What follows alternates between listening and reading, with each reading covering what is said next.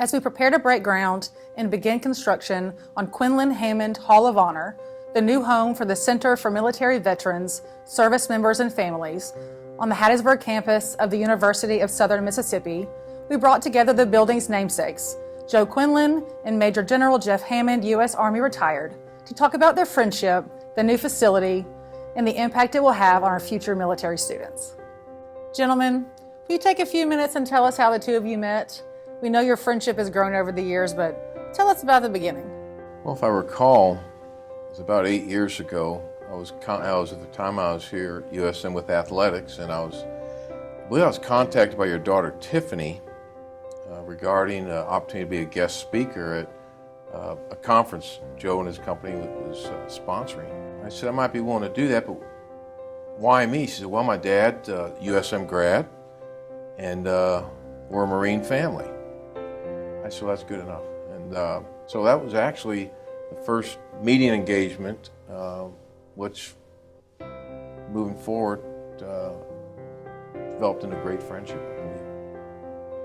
Following that, when he became involved with the Military Veterans Center and that initiative, that's how our relationship evolved, and obviously it's extended quite a bit with the creation of this new Military Veterans Center initiative. I remember seeing there were, 7, 8, 9 guys, kids, standing in line outside of the facility. I stopped, and I remember thinking to myself, if they had a bigger facility, something else besides this, if it were located someplace else on campus, in one of the university buildings, this wouldn't be required. This wouldn't be essential. And I left there, it left such a profound impact on me, and given the enrollment expanding at the pace that it was, I could readily see that there was basically about a 2-year window. So that was probably the seed that was planted that day when I drove by and saw what I saw in front of that building in bad weather. And then beyond that, shortly thereafter, General Hammond and I sat down and had a conversation one day, and he was prognosticating on, well, this is what we could do, or this is what I'd like to see us do. And one day I got a call from Dr. Bennett. He said, let's go look around campus for a new site, for a new Veterans Center. I said, wow, it's pretty neat. And he got a golf cart together. We drove to 2 or 3 locations, and we settled at the location, which has since been the new home site across on 35th Avenue. And then beyond that, we just kind of set back. I said, okay, now we got a site. Now there's an intention, there's an ambition. Now what? And then, of course, that's when things really got interesting. So I think probably those 2 elements were what ignited what I call the fire in the belly attitude and approach to trying to make sure that this got done.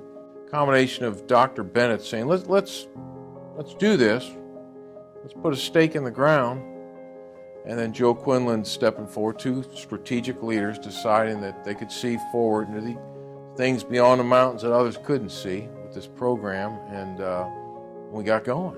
And that's kind of the start point, which henceforth has brought us where we're at today. General Hammond, we've seen the renderings for the new facility, but can you talk a little bit about what makes it so special? The elements, the design, all the pieces. Overarching, I suppose, would be the fact that it was designed by one of our own.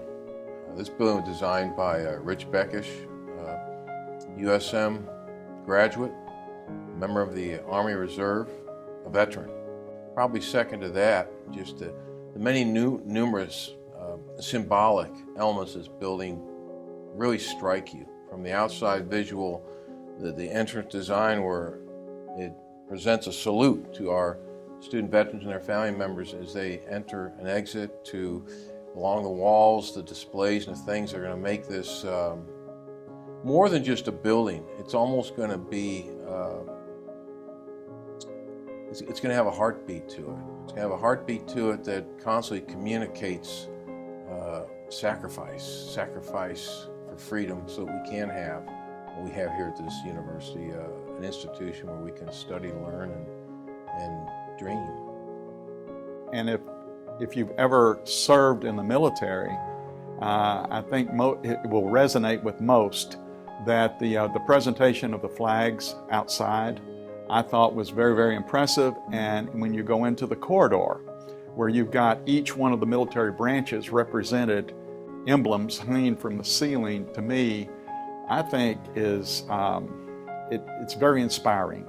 And so the presentation of the flags, the images in the corridor, along with the facade that represents that military salute, I not only think that it will serve, the building's going to serve the veterans and military veteran dependents who are students at USM very, very well, but it also, I think, will be a great recruiting tool for the University of Southern Mississippi. I really do, and it's just an impressive facility, and I think that the architect whom Jeff was referring to has done a phenomenal job with that. All this is going to be incorporated in one building. This 5,000 square foot, you'll have the only multi-dimensional, fully functional military student support center here in the South. Nowhere else are you going to find all the services in one building.